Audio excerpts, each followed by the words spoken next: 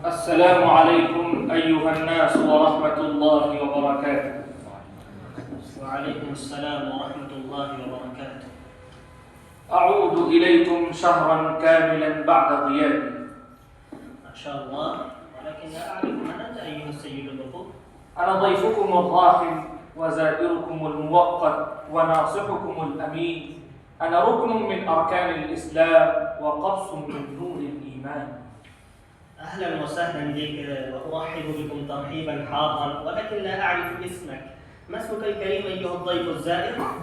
اسمي رمضان ابن الزمان حفيد الأيام أخو شعبان. ما شاء الله، أنت رمضان. من أين أتيت؟ أتيت من عند الرحمن الذي خلق الإنسان وعلمه البيان. وأين تسكن خلال هذه الأيام؟ أسكن في ديار المتقين وفي جوار المحسنين وفي قلوب المؤمنين. كم يبلغ عمرك؟ عمري أكثر من 14 قرنا. يا سلام يا سلام. وكم تقيم عندنا؟ أياما معدودات، 29 أو 30. وما هي المهن وما هي الممارسات التي ستمارسها خلال هذه الأيام في ديار الإسلام؟ مهنتي هي الزراعة والصناعة والطب والتعليم. ما شاء الله. وما هي الزراعة؟ إني أزرع المحبة في القلوب وأغرس الإيمان في النفوس وأبذر الأخلاق في الطباع وأسقيها بشهد الفضيلة والإخلاص فتنتج المحبة والمودة والوفاق. ما شاء الله، ما أجمل هذه الزراعة وما أبركها، بارك الله فيها وبارك فيك. ما شاء الله. وماذا تقول عن صناعتك التي تمارسها؟ إني أصنع الأجسام القوية والنفوس الأبية والأرواح الزكية. أصل ما تقطع من أوصال وأجمع ما تفرق من أشتات وأصهر الجميع في بوتقة العدل والمساواة فأنتج الأبطال الأقوياء الرجال الأشداء على الكفار الرحماء فيما بينهم.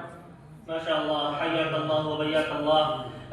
يا لها من صناعة تدفع الأمة إلى الجهاد التي تقود العالم إلى الخير والمساواة. وهل لديك من طب؟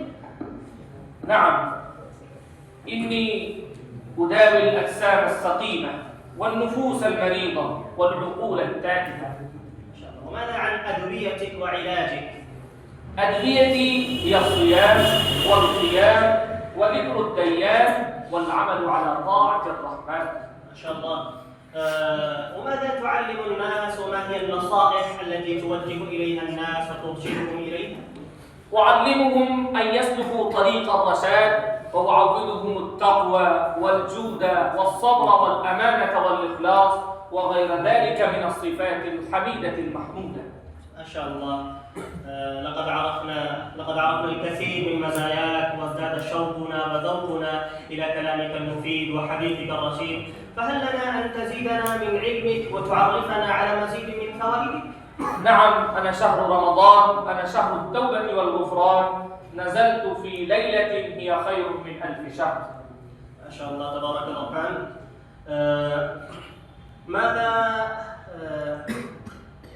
ماذا تقول عن تجارتك؟ تجارتي لن تبور، فأنا أعطي الحسنات وأمحو السيئات، فمن تعامل معي ربح الجنة وفاز بالحياة، ومن تنكر لي وغش خسر البركة والخيرات، وكان من أولئك الذين اشتروا الضلالة بالهدى فما ربحت تجارتهم وما كانوا مهتدين. ما شاء الله، لقد عرفناك جيدا وتذكرنا فضلك وإحسانك منذ القديم. أنت الذي هو تأتينا كل عام وتأتينا بالخير والبركات من خزائن الأرض والسماوات، فأهلا وسهلا بك وبمعانيك الخيرة ونفحاتك العطرة. فليتك تعيش عندنا الحياة كلها وتقيم عندنا وتعيش وتسكن مع أرواحنا وأذواقنا. فهل لك من شيء آخر تقوله أخيرا إلى الناس؟ نعم، أقول لمن صام رمضان إيمانا واحتسابا بارك الله صيامكم وغفر ما تقدم من ذنوبكم ورزقكم من الطيبات لتزدادوا خيرا على خير وبركة على بركة. ما شاء الله. سامحني يا سيدي، بارك الله فيك. إلى اللقاء. بعد ذلك